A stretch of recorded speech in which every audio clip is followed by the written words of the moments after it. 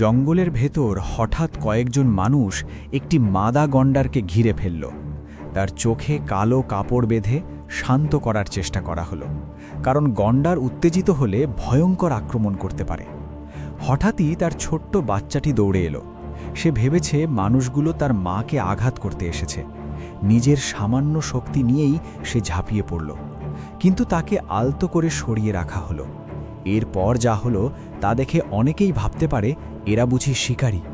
একজন কর্মী ইলেকট্রিক করাত দিয়ে গণ্ডারের শিং কেটে ফেলতে শুরু করলেন, কিন্তু সত্যটা ভিন্ন। এরা শিকারী নয়, সংরক্ষণ কর্মী। শিকারীরা যাতে লোভে পড়ে গণ্ডার হত্যা না করে, তাই আগেই নিরাপদভাবে শিং কেটে দেওয়া হয়, কারণ গণ্ডারের শিং মানুষের নখের মতোই। সঠিকভাবে কাটলে এতে ক্ষতি হয় না। কাজ শেষ হলে ওষুধ লাগিয়ে তাকে আবার জঙ্গলে ছেড়ে দেওয়া হয়। শেষে একটাই বার্তা: চাহিদা না থাকলে শিকারও থাকবে।